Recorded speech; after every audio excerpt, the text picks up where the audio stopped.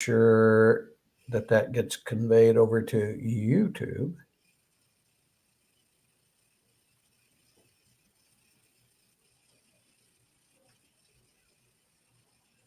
Honestly, don't know if I have to do anything or not.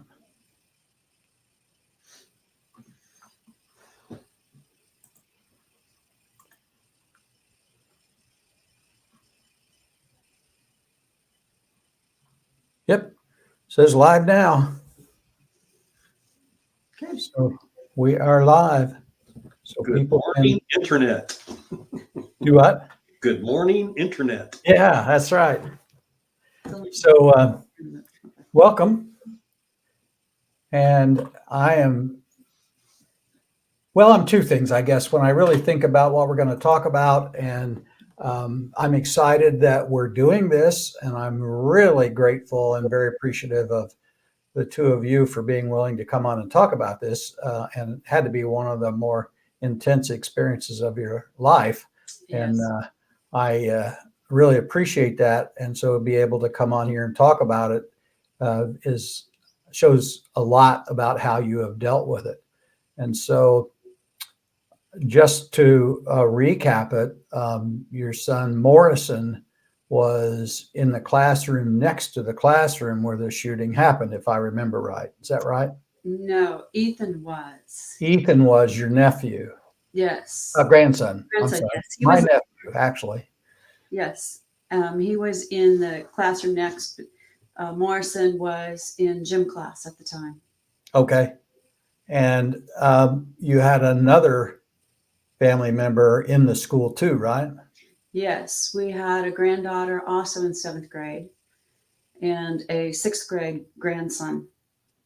And so there were four in the school at the time. A son and 3 grandsons, all 7th graders in this school. Correct? Did I say it right? Caleb was in 6th grade, one grandson in 6th grade, the granddaughter and a grandson in 7th grade, and Mo was in 8th grade. Okay, thank you. Now we got it. Okay. All right. So, man, your alarm bells had to go way off when you started to get this. How did you first find out something was happening? Morrison called us on his phone, said that there was a shooting at the school and that he was in gym class at the time, and they ran outside of the school and they were running across the field. He had no idea where they were going to go. So there was not a planned route for that class to go to a particular gathering place or anything? No. If they had had any fire drills or Alice drills or anything like that, he had not been in the gym when that had happened. Right. He'd been in the classroom. Okay. This was right after the shooting where the shooter had a rifle and was inside the school shooting at kids outside the school. I think that was in Florida. And that was his concern, was he knew there was an active shooter, but he didn't know where this shooter was. Okay. So you were referring to an event at another school that he knew about, and his fear was that they were going to be shot while they were running away, even though they're outside the school. Yes. Gotcha. Okay. Mm-hmm. So this was probably about 9:30 or 10. Does that sound about right? Before 10, 9:30. Yeah. And he didn't know where they were running to. He had his phone, which I have to say that at this time, the policy of the school was for the kids not to have their phones on them. They were to take them to school, leave them in their locker, and then pick up their phones when they were leaving school for the day. So very few kids had their phones on them. Mo just happened to be breaking the rules that day. Yeah. So they were running, and at some point he called back and said they were in a basement. He wasn't sure where, but they were in a basement. We instantly got on the phone to both of our daughters who had the other kids there at school and told them what was going on. And then we headed over to the middle school. as we were heading over to the middle school, we were being passed by all different law enforcement from just everywhere, the city, the county, the state. And then we encountered a traffic jam when we got close to the middle school. And I don't know Sure. what we were thinking that we could do anyway, but that's where we headed. It's a parent's reaction, isn't it? You got to be there. Yep. So we headed there, but we got in a traffic jam. And I have to say, the school did an excellent job of trying to keep us all informed as to what was going on.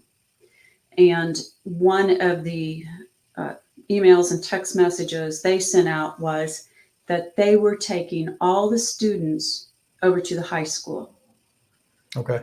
So we told our daughters that they needed to reroute and go to the high school. It took us a little bit to get there because we were in this traffic jam. Okay. We got over to the high school and we saw quite a few buses from the middle school letting students out. We could not get a hold of anyone other than Mo because no one else had their phone on them. Okay. It became apparent then that though we had the phone numbers to the parents of Mo's friends, we didn't have any of Mo's friends' phone numbers. And we thought that the other parents probably had the same thing because we had kept in touch with parents that can. Sure. So we tried to find out from Mo which of his friends were with him. And he told us, and tried to let those parents know. We also asked Mo to pass his phone around to as many students as he could so that they could call their parents and say they were okay. Oh, that was really cool of you to even think of that and to, be willing to be the communication hub to help people. And the problem is that we don't know anybody's phone numbers anymore. Kids don't know their No. parents' phone number. It's they just push the button that says mom or dad. Or just tell it to call. Yeah. Yeah. So there was some back and forth of let my mom know this and let my dad know this. Yeah. And we still weren't sure exactly what basement he was in. Okay. And then one of the dads called us and said, "Hey, I actually got to hug Mo." Oh, wow. Yeah. He said they were over at, there's a golf. Stony Creek Golf Course Yeah. across from the school. Yeah. Okay. And that's where they held those kids that were in the gym. Okay. And he happened to know that. So he went there and he gave Mo a hug. His son was there too. And I think he took his son home, which was part of the problem because the school obviously didn't want anyone taking the kids. They had to account for all these kids. Yeah, they had to count them. Yeah. Yeah. And a lot of the kids in the classrooms did just run out the doors and end up in neighborhoods around there. And so the school had to try to gather everyone up so they could make sure everybody was safe. Right. And that's part of the reason they took them over to the high school. So they finally rounded up. Let me interrupt just 1 second, but you still didn't know about the other three, right? No, had no idea. Wow.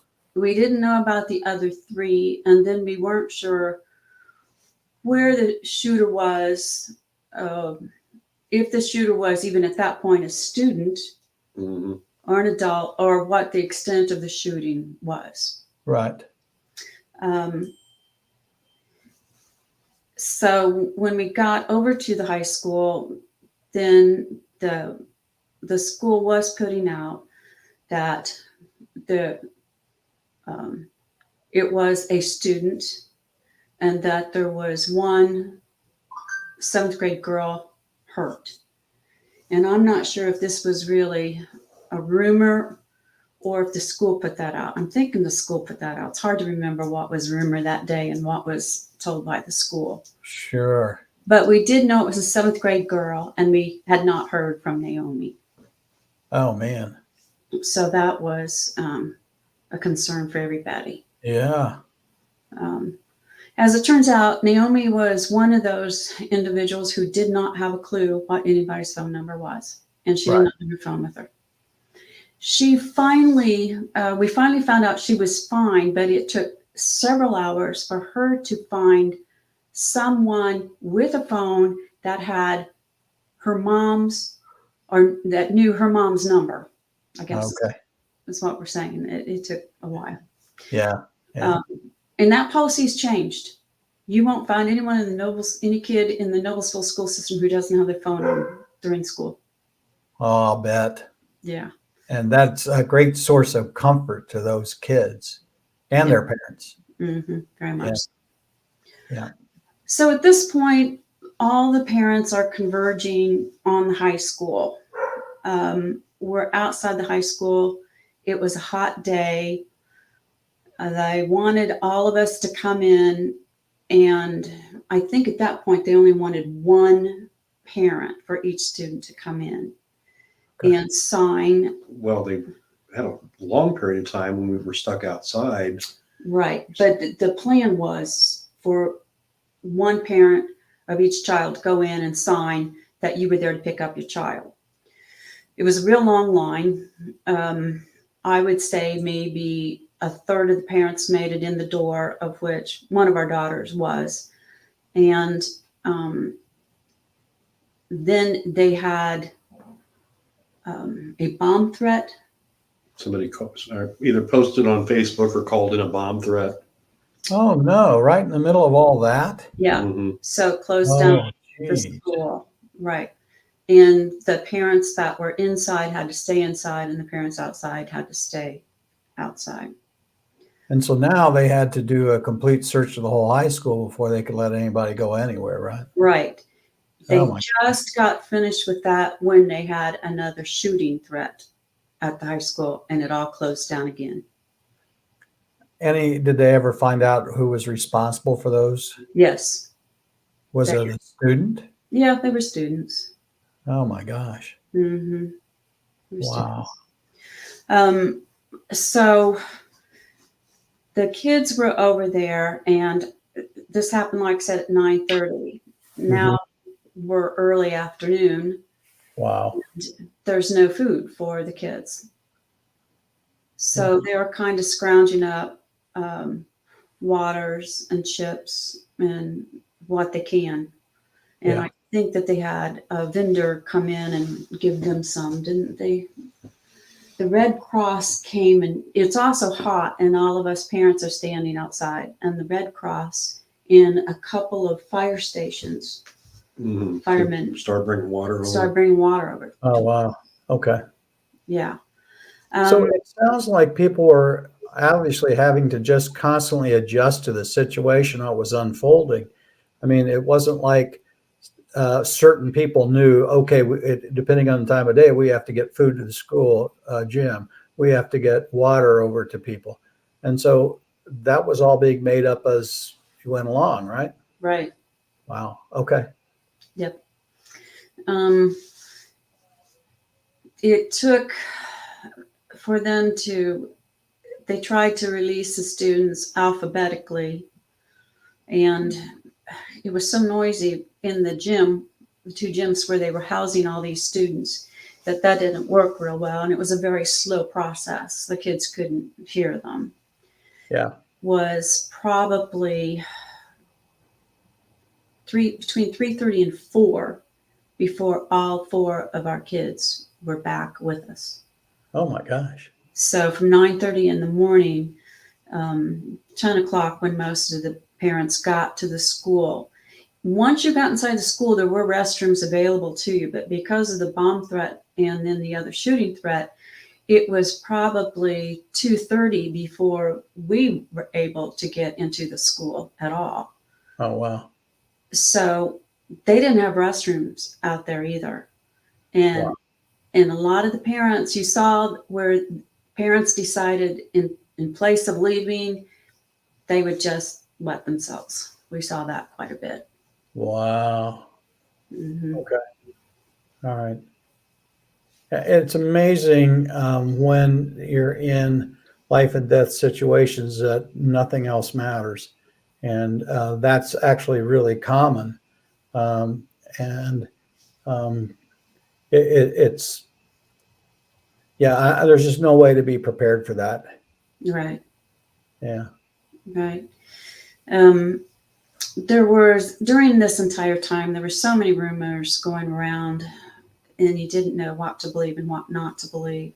You know, the Mhm. school was, I said they were good at letting us know what was going on, but they were very generic. You know, they Okay. were very generic.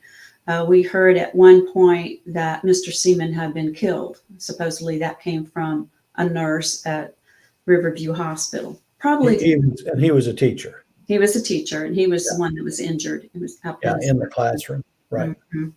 Yeah. Okay. Um, but you know, the kids themselves were hearing rumors and that sort of thing, and then they were, those that could call out were calling parents, and that was the source of some rumors also. Sure. Okay. Okay. So it's, excuse me, about 4 o'clock, 5 o'clock. Hmm. You finally have all your family accounted for and safe. And what happened? You have three homes. You're talking about three families, yours, your two daughters' families. And so did you all stay together? Did you go back to your individual homes? What did you do next? I think we all came straight here. To your house? Yes, to Okay. the house. I think we all came straight here, um, and then we called you. Ah, I'd even yeah, have done that earlier and yeah, said, "Come down and help us. yeah, yeah. We've got people in trauma here." Hmm.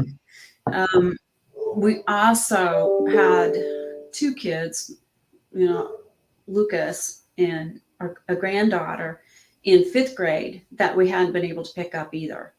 Okay. So they were concerned for a couple of reasons. One is that they knew that Aunt Heather didn't work. So it had to be something horrible if she wasn't able to come over and pick them up. Oh, okay. So they were just kind of sitting there in the classroom. They knew that their school had been locked down and police officers had been in their school. But then they heard rumors that it wasn't their school, it was at Noblesville West. And these rumors were coming from kids who had phones that were able to get on the internet, but neither one of our two had phones. Yeah.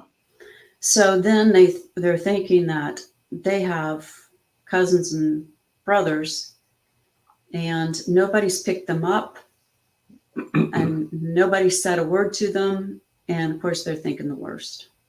Of course. Hmm. Wow. So they were, and when did they actually get picked up or get home? And we picked them up. Um, I think Eric went and picked them up probably about 4 o'clock. Okay. We realized that, okay, everybody's safe, and we're just, I think we were waiting for the last kid to come out, but we knew that might have been Mo, and we knew he was safe. We were just waiting for him. Okay. And so you're all back at your home, Hmm. and you've got 6 adults and 6 kids. And what was the emotional state like? Oh, wow. We were all at that point relieved, but Mostly exhausted from yeah, the length of the day. Yeah. and the And emotional. pretty much in shock. Hmm. Um, so I don't know that we really put any, um, I don't know that we really did any discussion of it or anything like that. We were just, celebrating that we were all together. Yeah. And Yeah. the only discussion, there was a little discussion before you got there. Um, and the discussion was surrounding the shooter and the fact that he was an acquaintance of Ethan's. Oh, that's right. Yeah. And Ethan was so despondent because this is not someone he would have thought would ever have done this. Right. And so then he was really concerned about his judge of character. And to him, this was, like I said, if he'd have seen him in a crowd, he would have gone over and said hi to him. So Yeah. now he's feeling very unsafe. Okay. And so, was there a lot of crying and relief? Was there giddiness? All of that, I presume? All of that, and mostly from the parents. Oh, sure. Sure. Yeah. The kids, they put on a brave face. All except for Ethan. Ethan was really shook, but he was in the classroom next door, and Right. he heard the gunshots, and he felt he was concerned about his safety at the time. Right. And he had a teacher that wasn't very calm or comforting during Okay. this. But the rest of the kids, so he was quite upset, and I think that he was even crying at some point, if I remember right, afterwards. The other kids were pretty much in shock, but were trying to be the tough guy. Well, it was okay, and Yeah. Yeah. Did anybody make comments to Ethan at all? I mean, that you have a really tight, supportive family, so I presume the comments were supportive, or was it, be brave, be tough, you're fine. What was the feedback to him? I think that all the feedback to him was pretty positive. Um, as far as he wasn't a close friend. He had some guilt because this kid had told some of them to stay home. And he had mentioned that he was going to shoot up the school prior. But like Ethan felt that that was something that was commonly said. There was no reason. It's like before you could in the airport. I mean, when I was a young adult, you could say bomb in the airport and it wouldn't be any big deal. Yeah. Now you don't say that. Right. And Ethan kind of felt that maybe he and his friends had some culpability in it because they didn't report it. Yeah. Okay. Yeah. So he was really going through it. Yeah. Okay. All right. And so what'd you do next? Well, after you came and talked and we talked very thoroughly, and I remember that each. Now you're going to have to remind me. This is how long ago now? Well, it'd been 4 years. It'd be 4 years in May. Yeah. Okay. Yeah, 4 years. So if I remember, well, I don't remember. I don't remember if I saw you guys that night or if I saw you the next day. Yeah, I don't think That night. Yes. was it that night? Yeah. Okay. I was thinking it was more like mid-morning into the afternoon kind of a thing. But, okay. You came down that evening. Okay. And so and so you called me because you knew I would deal with trauma and Right. and knew about that sort of thing. And I came down there because you're my sister, my brother-in-law, and those are all kids I love and love you guys. And I wanted to be helpful if I could. And so what was your experience of us sitting there and then kind of processing what they saw, what they felt, what they heard, all those things? Wow. I was really surprised at how open all the kids were. And I liked the environment that you said that there wasn't anything inappropriate that the kids could say. And I think that that was very important to the kids, that they knew that they could say anything. Yeah. And you let them know verbally that they could, explaining on how their reaction to the shooting, that there was nothing that was inappropriate. If they cried, that was okay. If they screamed, that was okay. If they were so scared that they wet themselves, that was okay. Yeah. And if and that as parents, the rest of us, we needed to be quiet while they were talking. I remember you telling us that. Give the kids a chance. Yes, give kids a chance. Do not Yeah. correct them. Don't try to, just let them talk. So, and after that, I'm pretty sure just everybody kind of went home. And if you were there the next day, like he seems to think and you seem to think, then I have a complete blank as to what happened once we got home and got everybody hugged. Yeah. The first thing I remember is in dealing with it was you coming over and we all talking about it. Okay. I would presume that at that point you were really taking care of comfort and creature needs, getting everybody something to eat and drink and places to sit down, lie down, play games, about whatever people needed to decompress that evening. Yes, Yeah. very, very much so. Did everybody stay there overnight? No, Home. No, they went to the respective homes. Okay, all right. So then we do the whole family session, and I have to say it was so great to have all 6 adults there and all of the kids there, and everybody took part, everybody shared. Mm-hmm. That was in my view, that's what I'm looking for when I do that kind of work, because it's really a bad sign if anybody hangs back and won't talk. Right. And James was pretty little then, if you remember right, because he would have been like 1.5 Oh, at that yeah. time. And you were very adamant to just let him do whatever and run around, but that it was important the rest of us were there. So no one should take him in the other room to keep him occupied or whatever. Right. And if I remember right, he just kind of played quietly or not so quietly, but I don't remember any interruptions particularly. right. Yeah.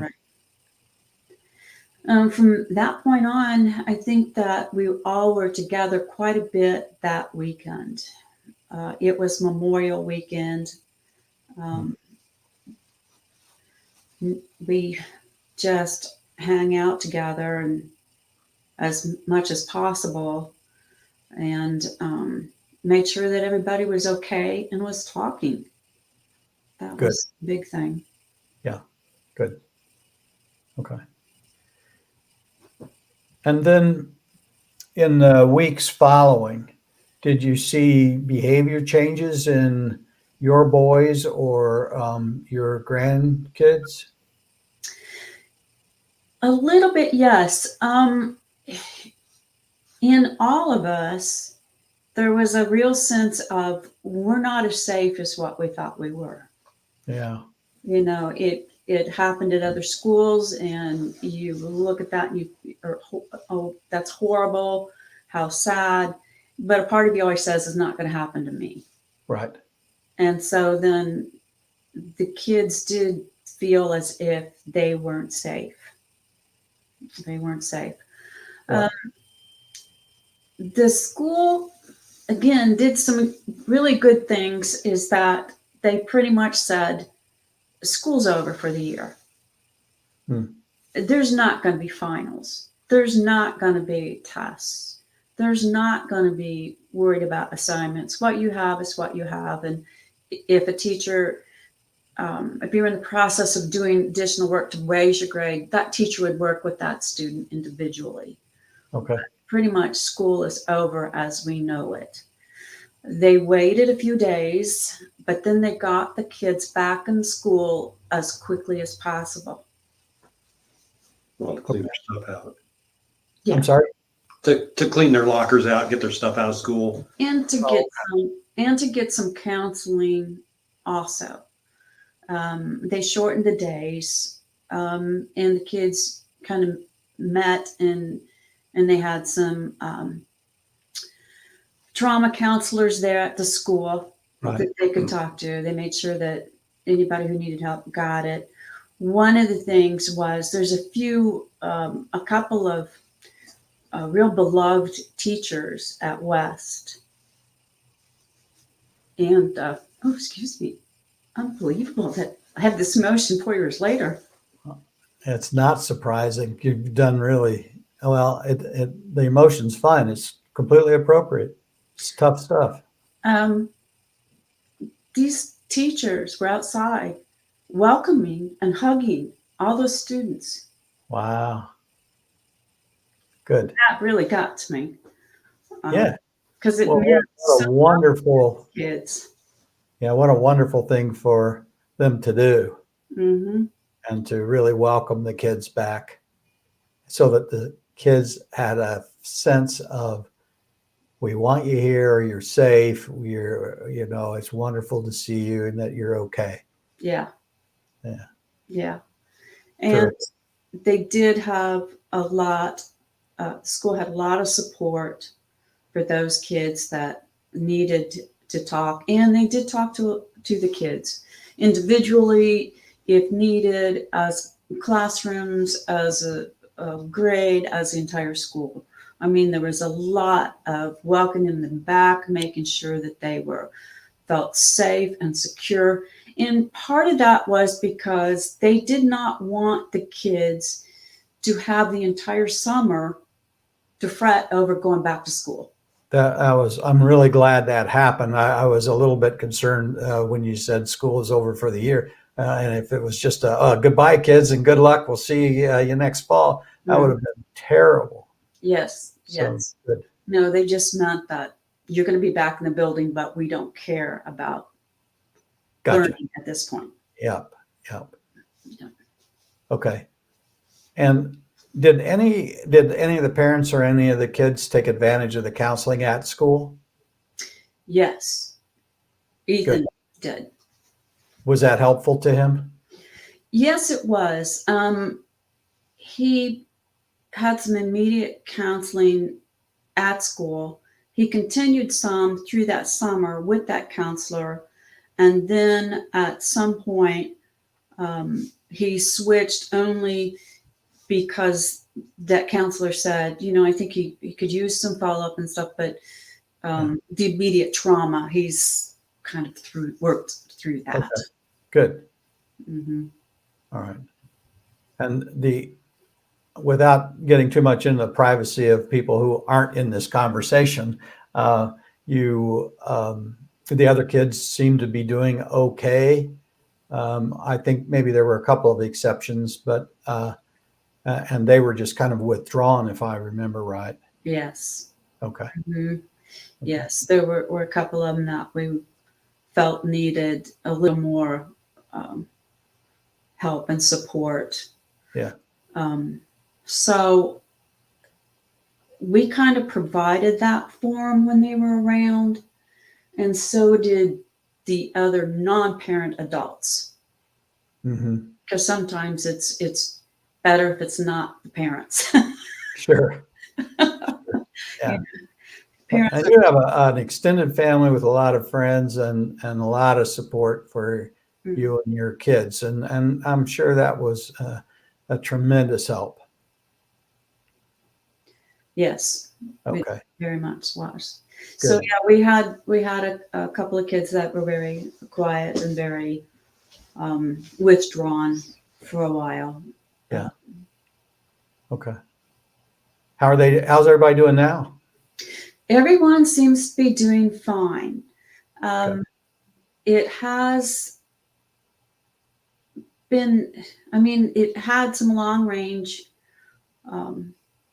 Long term. long-term bad effects. Mm-hmm. Like what?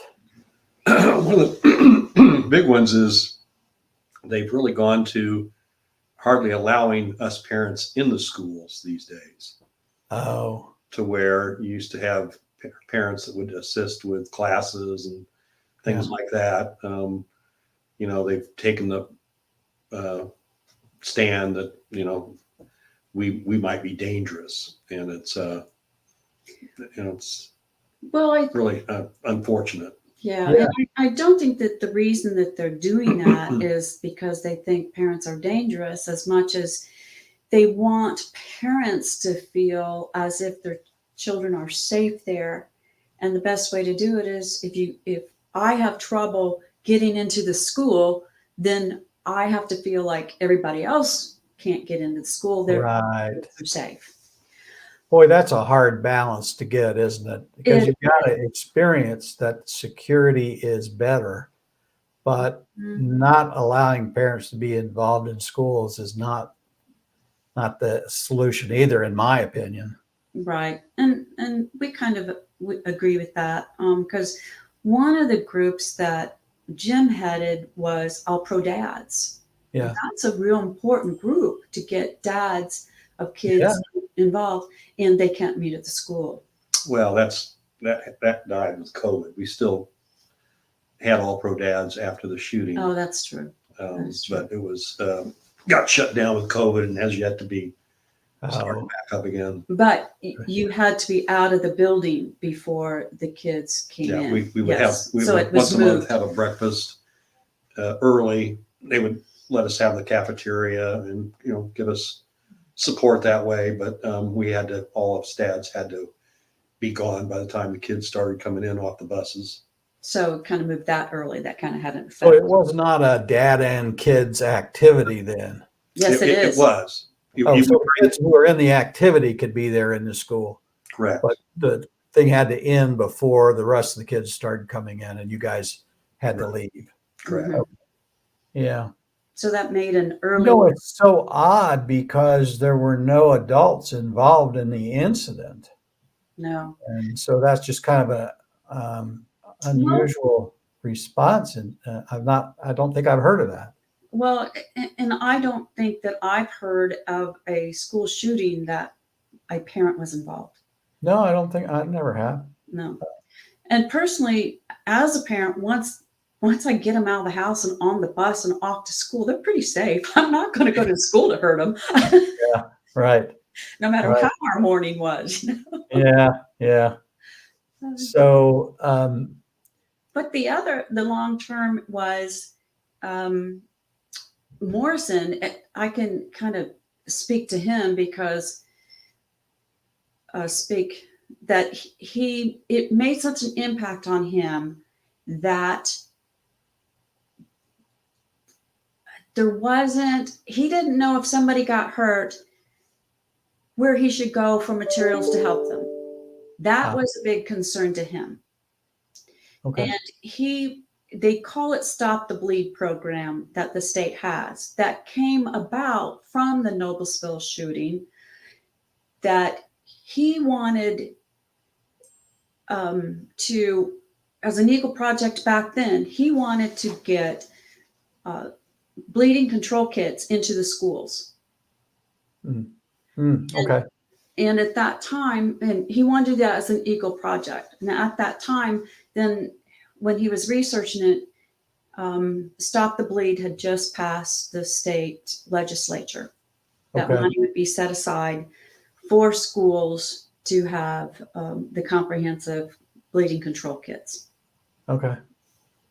Okay. Well, good for him. I know he went ahead and did a great project for his Eagle Scout, getting defibrillators into a couple of domestic violence shelters. So, And the Stop the Bleed kits. oh, that too. Okay, the Stop we the did Bleed. that Okay, too. wonderful. Good. But all of that stemmed from the shooting. I gotcha. Okay, so he had a very positive long-term response in the wanting to make a difference in the community and in the schools. So good Yes. for him. Yeah. So how about you, Jim? Do you have any long term? Do you catch yourself saying, "I don't know if I'm going to let them go to that or not"? You know? Well, yeah, the irony of it is that they keep the schools totally locked down during the day, but when they have evening events, you go to a concert, the front door is unlocked, wide open, anybody can walk in. Yeah. It's very, very frustrating from a continuity aspect for me as a parent. Yeah. But you know, I'm one of those believers in that you always are vigilant. The boys have been trained in Boy Scouts. They typically have been trained to be observant, and you know, I'm also kind of like, you know, when your number's up, your number's up. Yeah.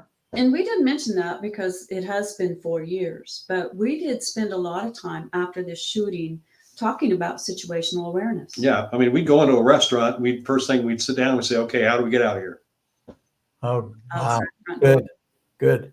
And so we, you know, did a lot of that. We haven't done it, you know, in a long time because they were younger back then. But Yeah. yeah, for several years, that was the mode. Anytime we went in somewhere, Yeah. you know, it's like never sit with your back to the door. You know, and really be aware of if that situation happens, you know, how do you keep yourself safe? You know, that's so important because I'm working with, I think it's just two, but two women in domestic violence situations who have been very hurt, and their abusers are very dangerous. And I'm having trouble getting them to even accept that they're in danger, and let alone plan for it. And so it's really important that you adopted that stance. We don't have to go around paranoid. We don't have to go around afraid, but we do need to do this. Mm-hmm. We need to be aware of our surroundings. We need to think where the doors are, you know, how we could handle things if something went crazy. And that's to me is a really good balance. Now, if you started carrying a pistol everywhere and had them armed and all, you know, I'd be saying, "Oh no, that's way over the limit of what you need to do." But being aware is always a good thing. Always a good thing. And we would frame it back then, especially, you know, if Ethan was with us, if we'd go to the dinner or would go over. And then also, you know, Lucas was pretty young at the time too. We wouldn't go in somewhere and automatically assume an active shooter scenario. I mean, a lot of times we'd say, we'd kind of put it in frame, a monster is walking through the door, you know, how do we get out of here? Or it's a flood, and, you know. Yeah.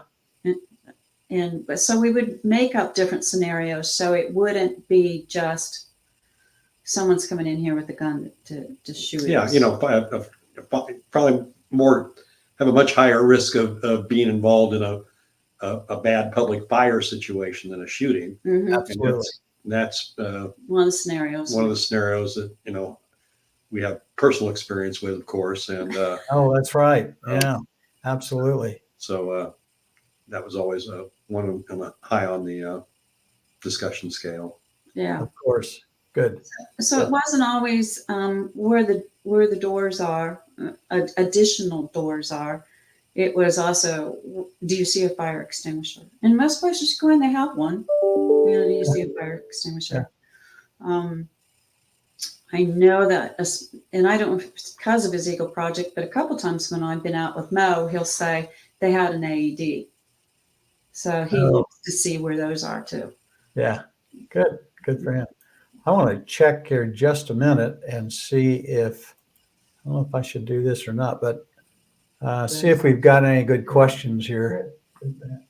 Oh, I can't do that. See if, I don't know if I should do this or not, but see if we've got any good questions. Sorry, I was actually on the live stream as a viewer. And so just to see if I was missing any questions or not. But we've taken all the time. And I know, Jim, you're on a tight schedule today, so I really appreciate that you set aside time to do this right in the middle of the afternoon to fit my schedule. So I appreciate it very much. Morrison has agreed to actually do an interview with me about all this too, to get it from a kid's perspective and a kid in the school. So we'll be doing that. I'm not sure when yet, because he and I schedule are very different. So we'll figure something out. Yeah. And so, what else? What do you recommend to officials that would really have helped in this situation? You know, at the time, it was taking so long to get our kids. Yeah. And I felt that that was just horrendous at the time. Mhm. But in retrospect, I don't know how they could have gotten the kids to us any sooner. And it Right. wasn't their fault that they had the 2 lockdowns. Were you aware of the 2 additional threats? We were aware of one of them at the time. Okay. And in a way, we were aware of both of them because we heard it's a bomb scare and then it's another shooting scare. And we didn't realize, it just seemed like it was taking forever. And we didn't realize at the time they were back to back. Okay. So Yeah. it was just, you didn't want to leave. And it, like I said, it was super, one of those super scorching early summer days. And there was no shade out there. There were so many people that, it was just what it is what it was. Mm-hmm. Exactly. And so were the parents pretty supportive of each other, or were people starting to get angry, irritated?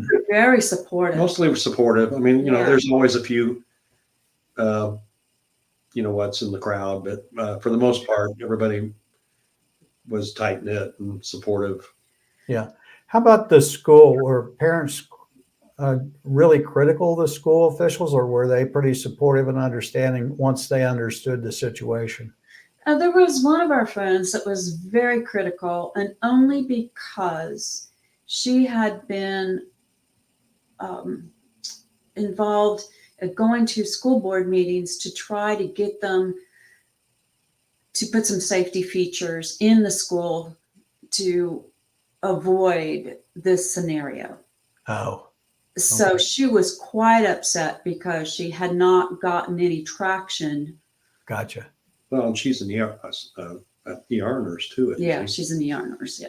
And so In the armors? Is that what you She's said? an Yeah. emergency room nurse. Yeah. An ER nurse. Okay. Mm-hmm. And Yeah. Eskenazi. So she's seen about all. Yeah. So she sees everything. Yeah. Yeah. And so she was very concerned at the time and felt that the schools could have done a lot more up front. Afterwards, to decide what they're going to do and what makes more sense, I'm not sure that what they've done so far is the best thing. Yes, I think that we all need to ring the bell when we go to the school. We all need to show our ID and come in the school. But I think that there ought to be more reasons that we can go into school then. Yeah. To help, to visit. Right. All of those. Are these kids safe? I don't think they're any safer today in the school than they were 4 years ago. Okay. They can't take their backpacks from class to class. Right. But he didn't either. He went to his locker. Yeah. To get the gun. Yeah. They could still do that. Gotcha. Did they put in metal detectors or anything? No. Or any kind of backpack screening at the doors, or? There was talk of it, but it never came to fruition. Okay. And again, I don't know that that's going to stop it. You get a psycho is bent on destruction. He's going to figure out a way to do it. With something somehow. I agree with you. You can't stop everything. So the best But the proliferation of kids having access to guns, I don't think that's any secret, and it is a problem. And that doesn't make me anti-gun or anything. It just means that kids have too easy access to guns. Right. And at a time in the culture when they see a lot of bad behavior that get idolized. And so I think that's an issue, and having some way to detect some of that as people come in. But I know how it goes. The courthouse in my county was bombed, and 20 years later, they put in a security system. So the wheels of government turn very slowly sometimes. Yes. And then they start taking everybody's cell phone. That was the number one confiscated weapon, if you will, was a cell phone, which was not a weapon at all. It was just a convenience thing. They finally stopped that. But after 20 years of doing nothing, you put in a whole search X-ray system and take away cell phones. In all fairness, they took away a 12-inch machete once too. So that's there you go. They add some things like that. Yeah. Well, they talked about putting in the metal detectors, but they were concerned that the backup would be so much that made the kids vulnerable being out there. However, True. And it does. Yeah. But however, they breathalyze every kid going into the prom.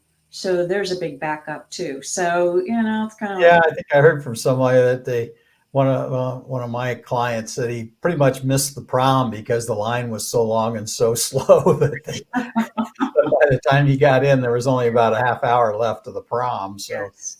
He was a little frustrated after having paid for a ticket and all that. But I don't think that there's enough help for kids that are angry. And this was kind of pointed out by Mo this week. He's in a class, and it's funny, half of the kids are freshmen. It's a class he probably should have taken back then, but he has to take to graduate. So here he is. And this kid got very angry and very upset, totally out of proportion to what happened. Yeah. And the teacher didn't escalate it, but just told him he had to leave the classroom and go down to the office. And as he walked out, he slammed the door, and then the kids started giggling because they're kids. And he came back in and screamed at the kids, and then walked back out and slammed the door. Yeah. Mo didn't think it was funny. No, it's not funny. And he said, I was just glad the kid didn't have a weapon. Yeah. But he said, obviously, that boy was very upset over something. Yeah. And it wasn't what the teacher said. That just was the tip of the iceberg. We have no clue what's going on with a kid like that. Right. And somebody should find out, but we have no clue. And when it's that big an outburst, somebody should come and take the kid from the classroom to the counselor's office or the main office, whatever. Right. In my opinion, I have no say in any way any schools run. But that would be the way to handle that, because actually, one, among that age group, emotional self-regulation is an issue anyway. And then when it gets really out of control like that, but also around them culturally, we're seeing lots of emotional dysregulation. We're seeing unruly passengers on airplanes over and over again, or at least we're hearing about them. I don't think they were always there. But it's a time when people are feeling free to say and do almost anything. And so our rules of civility have slipped a lot. And the kids pick up on that. And, they see an adult blow up at a cashier in line at the grocery store or in the fast food, then that's what they think is okay. And they're going to do it too. So unless they get a clear message really quick that is not okay, you can't do that at school. And we're going to get you some help on how to deal with your anger. And there's lots of effective help for how to do that. There may not be enough people to deliver it, but there's lots of effective help. I do it all the time. Yeah. So anyway, a little bit of a tangent there, but it plays into the sense that that's also one of the ways that you prevent worse situations. And that's what they really ought to be attuned to, Mm-hmm. as you're saying. Yeah. And they talked a lot about that after the shooting, but I don't know how much it's been implemented because I haven't had a student involved in that, a child involved in that. Right. But that is one of the areas where they said they were going to. Certainly one of the shocking things about the particular shooting your boys were present for, or your kids were present for, is that it was 7th grade. Yes. That's one of the youngest ones I think I've ever heard of. He was Maybe 13. Mm-hmm. not sure, but that was a shock to me at the time, and it still is when I think about it. And so, yeah, but in summary, you just had to get through the day, keep yourself functioning and thinking, improving communications with other parents and between parents and kids where you could, then get everybody safe, home, take care of creature comforts, make everybody feel welcome and safe and together. And then you asked for help from me. And so we were able to do that whole debriefing kind of a process where we went of the kids to express what they saw, heard, felt, thought, did, and then to get support for whatever it was that they saw, felt, heard, did was good, was fine. It was just part of the process. Mm-hmm. And the impact on the parents, of course, let all the parents talk about the impact on them and how they dealt with it and all that. And I know one of the adults was a combat vet, and he validated some of what I was saying about, yeah, it's okay. Because he said, well, first time a bullet went by my head in Iraq, I crapped my pants, and so that helped normalize what's really an abnormal situation, but a normal reaction. Mm-hmm. And so to then go on, let people talk about it. The kids who need follow-up help get follow-up help. And to keep your kids forward focused. When people get stuck, it's because their focus shifts to what happened instead of, well, that happened and what do I do next now that I know that that can happen, and make a positive way to go forward. So that's really a critical thing. And you guys helped your kids do that with your situational awareness kind of training, if you will. And so that's all really good. Having plenty of emotional, social support around from other adults and other family members is just really important. Not letting kids isolate, all that. Just a textbook example of how you move past something like this. So I, as always, not only love you, but respect you both very much for the way you handle your kids and the way you parent and all that. And I know no parent feels perfect and no parent feels anything but some, pride and guilt both. And so Just really tired. exactly. So anyway, I really appreciate you being willing to come on and talk about this. Any final things you want to say or think people should know? The only thing that I would want people to recognize and understand is that, yes, you are my brother, but in that situation, they should find someone that the kids can talk to. Right. That made the difference. Yeah, absolutely. And I've done other things like that. So even if you hadn't been my sister, if you'd called me, I would have gone. So, so you never know. You think, well, it's after 5 and they're not there. Well, that's not always true. I mean, no, we don't typically deal with emergencies unless we're on a team and trained. But most of us are certainly willing to reach out and help people. So, And and when there is something like this that happens, there is a lot of people that step forward, like you say, as part of a team, or like that the schools put together counselors, and people really need to take advantage of it, even when they think they don't need to. They need to take advantage of it. Yeah, right. Very good. Jim, anything else? That's, I think, the bulk of it. Okay. So, All right. much more to add. Okay. Well, again, I really appreciate the two of you being willing to do this, and I look forward to having the interview with Morrison and see what his perspective. Yeah, he's looking forward to that too.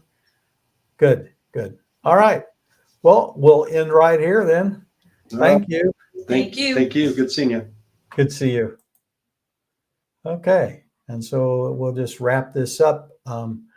We're running up against our time. And so I think I'll just stop this here, and then I will cut this up and put it in some other videos, and I'll address questions that you might have in those.